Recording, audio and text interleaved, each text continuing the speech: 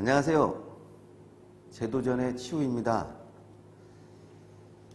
2020년 정도가 되면 부동산 시장이 조금 지금보다는 좀 많이 바뀔 것 같습니다. 그런 시장 속에서 일반적인 투자자가 살아남는 법하고 또 실수요자가 살아남는 법하고는 좀 차이가 분명히 있겠지만, 그래도 어느 정도는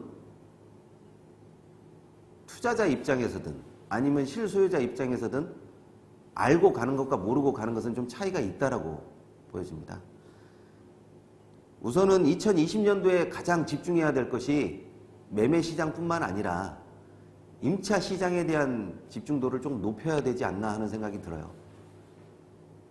정부 규제를 투자자든 실소유자든 따라가면서 갈 수밖에 없는 입장이고, 그 정책을 거슬러서 갈 수 있는 부분은 아니다 보니까 아무래도 임차 시장에 대한 집중도, 또 매매 시장에 대한 연관성, 그런 부분을 꼭 따져봐야 될 필요성은 있는 것 같아요. 일단 임차 시장이라고 하면 전세 시장하고 월세 시장이 있는데, 이 시장에 대한 크기, 또 집중도, 그런 면에 있어서 이런 부분이 매매 시장에 대한 영향을 가질 수밖에 없는 거죠. 그러다 보니까 어떤 개별 장사가 이어진다, 또 어느 지역은 괜찮다, 어느 지역은 괜찮지 않다, 그런 부분에 대한 생각은 조금 많이 감쇄가 된다라는 생각이 들어요. 만약에 어떤 핫한 지역이라든지 아니면 핫하지 않은 지역이라든지 그런 부분까지도 우리가 감안해야 되지만, 물건 자체에 집중하는 개별화에 좀 더 신경을 많이 쓰셔야 될 거라고 저는 생각합니다.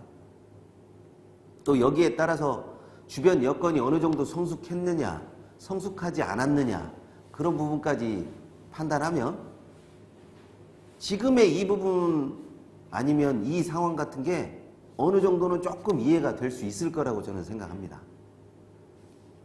그래서 임차 시장에 대한, 특히 전세 시장에 대한 그런 부분은 꼭 체킹하고 확인하는 작업이 좀 필요하다고 생각을 하고 있고요. 현금 흐름에 대한 원활한 그 책정, 분위기, 그런 것까지 파악하시려고 하면 임차 시장을 꼭 좀 확인하시고 들어가야 되는 게 맞는 것 같습니다. 반드시 부동산이 전세나 월세 시장으로만 이루어져 있는 것이 아니기 때문에 종목에 관한 부분도 책정을 해야 되고요. 또 종목이 아닌 부분도 어느 정도는 우리가 판별해야 될 수 있다라고 생각을 합니다. 2020년도에는 투자자 입장에서는 어떤 식으로든 수익을 내는 물건을 찾아야 되는 거고요. 실수요자 입장에서는 좀 더 자신에게 맞는 물건, 자신에게 좀 더 저렴한 물건 등을 찾아야 이게 조금 시장을 조금 원활하게 타고 넘어가는 그런 흐름이 있을 거라고 저는 생각합니다. 많은 부분에 있어서 2020년도가 바뀌어질 수도 있고 바뀌어지지 않을 수도 있겠지만, 어느 시장이든 힘들지 않은 때는 없었어요. 힘들어도 어떤 식으로든 그 부분을 넘어가고 그 부분을 타고 흘러가야 되는 것은 투자자의 숙명이기 때문에, 투자자든 실수요자든 어떤 식으로든 부동산 시장에서 끝까지 살아남으시기 바랍니다. 제가 잘 하는 말 중에 센 사람이 살아남는 게 아니라 살아남는 사람이 센 사람이 되는 것이죠.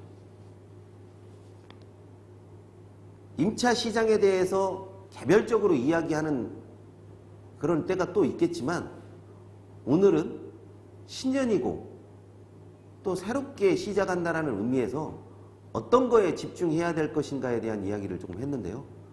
다음번에는 좀 더 개별적인 이야기, 조금 더 깊이 들어가서 무엇을 어떻게 봐야 할 것인가에 대한 이야기도 빼놓지 않고 착실하게 짚어보겠습니다. 오늘은 여기까지 하겠습니다. 감사합니다.